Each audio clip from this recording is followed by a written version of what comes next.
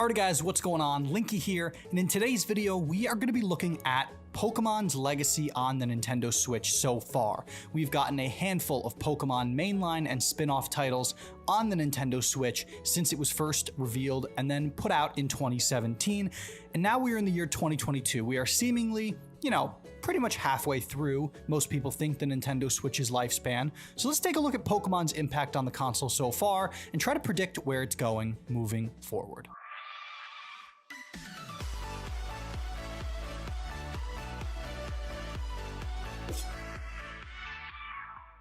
Now, the history of Pokemon on the Nintendo Switch is actually really interesting. When the console was first announced, reporters asked Game Freak about it, the Pokemon company about it, will you guys have a presence on the Switch? This was because the Switch was seemingly a combination of Nintendo's handheld and home systems. It was going to be one system. There was no longer going to be a successor to the Nintendo 3DS and a successor to the Wii U. The successor was one and the same.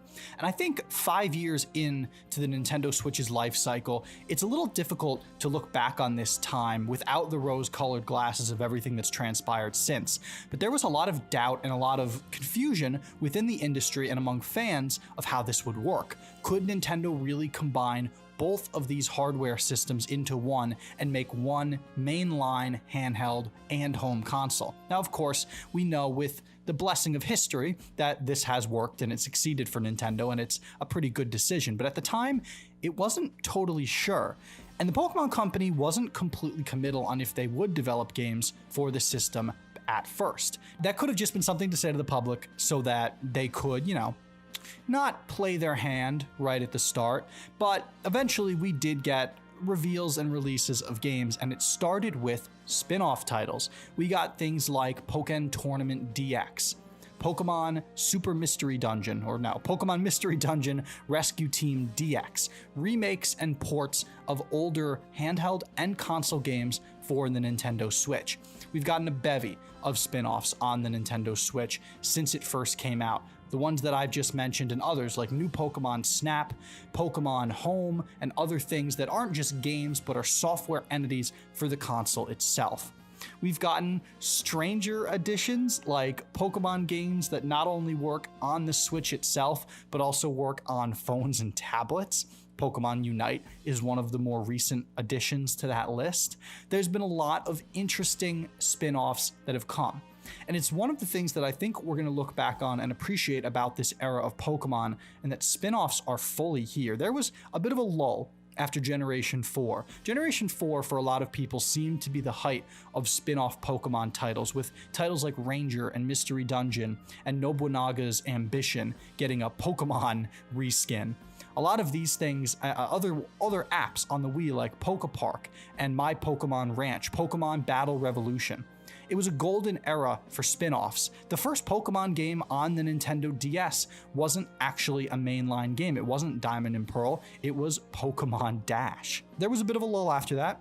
Generation 5, Generation 6 didn't have a ton of spin-offs. There were, of course, more Pokemon Mystery Dungeon games and things of that like, but it was a lot less than it was during Generation 4. Pokemon has supported these spin-offs on the Switch, and I think it's been one of the major successes for Pokemon on the Nintendo Switch. What about those mainline games, though? How has it been since the console's release? Now, before we go any further, I just wanted to mention that the vast majority of you guys who are watching these videos and hopefully enjoying them aren't subscribed to the channel. Now, of course, subscribing is free and you can unsubscribe anytime. And if you do subscribe, be sure to turn that notification bell on so you never miss another upload. And if you want to check out the Join tab below, check out some of the perks and see if you want to support this channel by going the extra mile. With that being said, let's get right back to the video. Mainline Pokemon is an interesting term in and of itself because it's one that Pokemon fans love to argue about constantly. When Let's Go Pikachu and Eevee were announced and revealed for the Nintendo Switch, you've got to understand the context at which they were announced. Before these games came out, there were wild rumors circulating around the community that Pokemon Stars was the next game and the first game to come out on the Switch, a remake or an HD version of Sun and Moon or Ultra Sun and Ultra Moon, something that would take all of those things and bring it to the Switch.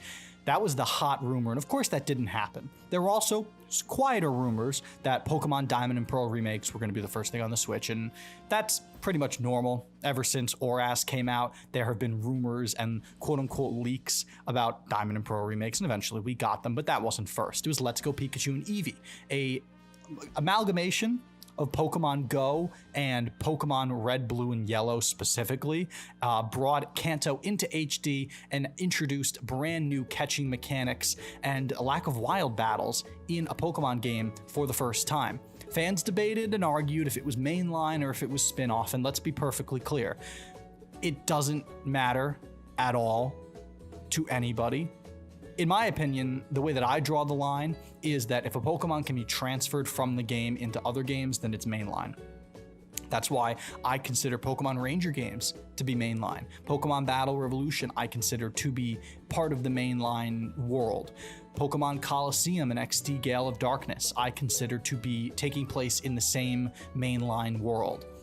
Let's Go Pikachu and Eevee are part of that. They are, of course, in a different universe. You know, we've done a lot about the multiverse with Pokemon in recent generations, and it falls into line there. And these games were, you know, decently received by people. I think they have their detractors, but they also have plenty of people who loved them for the new mechanics, loved them for the ease of catching shiny Pokemon and just shaking it up. But it wasn't what we were looking for from the new generation. That was 2018. The following year, we got our brand new generation in Pokemon Sword and Shield, and I will gloss over as much of the controversy as humanly possible because that was quite possibly the most toxic year to be a Pokemon fan that we will ever experience. I'm not going to comment on the validity of the variety of criticisms that people laid towards these games. There are plenty of people who enjoyed Pokemon Sword and Shield, like myself, who also had criticisms of it, but there were also a lot of people, in my personal opinion, who were never going to give the games a chance and did not want to see any positives in them because of the negatives that they saw. And I don't think that's the way you should approach anything that you're a fan of. You don't need to be overly critical to claim some sort of moral superiority when talking about things you appreciate. You can appreciate things and still recognize their flaws. That's perfectly okay. That generation, in hindsight, was Game Freak experimenting a lot with the Switch and experimenting with what mainline Pokemon looks like on a modern console. We got DLC the following year, and that was a first for the Pokemon franchise, and I think the DLC was probably the most warmly received piece of the entire Generation 8, existence. Genuinely. It was the most enjoyed thing about Sword and Shield. It got the most praise. It did interesting, new, intuitive things with the Pokemon formula and brought the open world concept into Pokemon more fruitfully than the mainline games did, or the core versions of the games did. And that was a good year. And it was interesting because we got a break from main Pokemon games for a year, which has not happened since. 2020, that's where things kind of went wild. That was, of course, the DLC year. And, I think with everything going on in the world, it was a nice respite to kind of not have to deal with the hype cycle of brand new Pokemon games. But that changed very quickly in 2021. We got BDSP and we got Legends Arceus. Legends Arceus is where the argument and the rearing of the is it mainline, is it not mainline came about. Again, guys, Legends Arceus is mainline. BDSP is mainline. There's not much of a debate here. These are Pokemon games set in the same world. These are Pokemon games set just further back in the timeline. They're mainline. We got 2 games in the span of a year, and we're getting 2 games this year because Legends came out this year instead of last, even though most of the hype cycle was last year. It was an interesting time to be a Pokemon fan because we got 2 mainline games in the span of 3 months, and their release cycles followed each other. It was very weird, and a lot of fans were like, okay, why is this? Why are we getting 2 games so close to one another? And Legend Arceus was very warmly received. People love it. It is a lot of people's favorite Pokemon game, at least in the modern era. And BDSP it was controversial like Sword and Shield, maybe a little bit less because people knew Legends Arceus was coming, but there were still its detractors. So it's worth noting that the Switch era has had a lot of controversy for Pokemon. Now we're at the future. Scarlet and Violet are coming, and it looks to be a marriage between mainline classic Pokemon formulas and the open world exploration that was introduced in Legends Arceus. History will eventually determine if this is successful.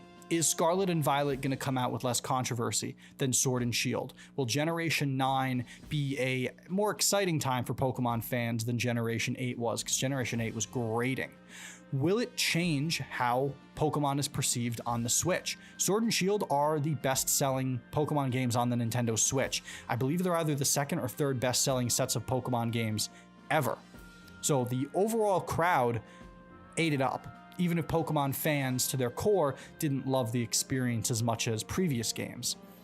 Will Scarlet and Violet change any of this? It'll be interesting to see, and when we come back to this topic, once the Switch life is over, how will Scarlet and Violet change the mold?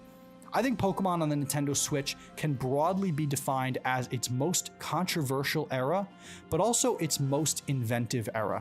There are so many different art styles that we've seen from these games, so many spin-offs, and Game Freak genuinely taking risks, even if a lot of fans don't think they are. Will this bear better fruit in the future? Or will it be seen as the black sheep era of the Pokemon franchise and take that mantle from Generation 5 on the end of the DS's life cycle? It'll be interesting to see. I would love to know what you guys think about Pokemon's time on the Switch down below. Have you enjoyed it? Have you enjoyed this era of Pokemon? Do you think it's better or worse than previous ones? And what have been some of the standout highlights for you? Let me know down in the comments section below. And if you're not subscribed to the channel, be sure to hit that subscribe button. Make sure you turn that notification bell on so you never miss another video. And I will talk to you guys next time. Peace out.